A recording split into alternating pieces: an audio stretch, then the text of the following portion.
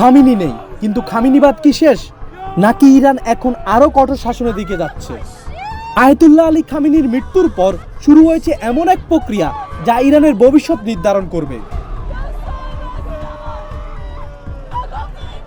ইরানের সর্বোচ্চ নেতা নির্বাচন করে ৮৮ সদস্যের একটি ধর্মীয় প্যানেল, অ্যাসেম্বলি অফ এক্সপার্ট। এই প্যানেল প্রতি ৮ বছরে নির্বাচিত হয়। তারা শুধু নেতা বাছাই করে না, প্রয়োজনে সরাতেও পারে।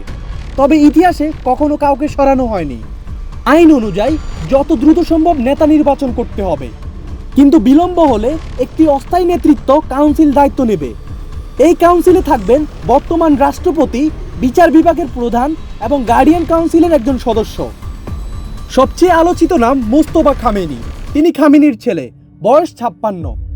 আইআরজিসির সঙ্গে ঘনিষ্ঠ সম্পর্ক আছে, কিন্তু সমস্যা হলো পিতা থেকে পুত্র উত্তরাধিকার।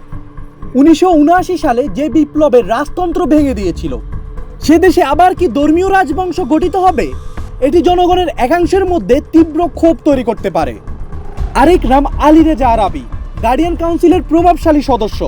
প্রশাসনিক দক্ষতা রয়েছে, কিন্তু নিরাপত্তা মহলে খুব শক্ত অবস্থান নেই। মোহাম্মদ মেহেদি মিরবাগেরি কট্টরপন্থী শিবিরের মুখ, পশ্চিমা বিরোধী অবস্থান স্পষ্ট। হাসান খোমেনি ইসলামী প্রজাতন্ত্রের প্রতিষ্ঠাতা, রুহুল্লাহ খোমেনির নাতি। ধর্মীয় বৈধতা আছে, কিন্তু নিরাপত্তা কাঠামোয় প্রভাব সীমিত। ইরানের সর্বোচ্চ নেতা, সেনাবাহিনীর সর্বাধিনায়ক, আইআরজিসির নিয়ন্ত্রক। রাষ্ট্রীয় সম্প্রচার, বিচার বিভাগ, কৌশলগত সিদ্ধান্ত, সবকিছুর চূড়ান্ত কর্তৃত্ব তার হাতে। রাষ্ট্রপতি পরিবর্তন হয়, কিন্তু ক্ষমতার কেন্দ্র থাকে সর্বোচ্চ নেতার হাতে। ইরানের অর্থনীতি ইতিমধ্যে চাপে। নিষেধাজ্ঞা, মুদ্রাস্ফীতি, মুদ্রার পতন, বিনিয়োগ সংকট।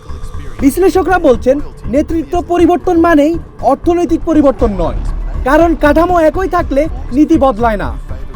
বিশ্লেষকদের মতে সামনে ৩টি সম্ভাবনা: শাসন ধারাবাহিকতা, খামেনিবাদ খামেনি; সামরিক প্রভাব বৃদ্ধি, আইআরজিসি আরও শক্তিশালী; শাসন ব্যবস্থার অস্থিরতা।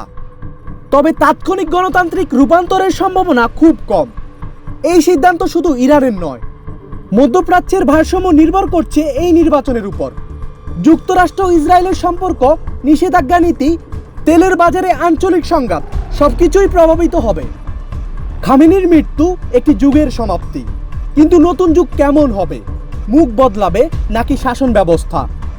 ইরানের ভবিষ্যৎ এখন ৮৮ জন ধর্মীয় নেতার হাতে। বিশ্ব তাকিয়ে আছে।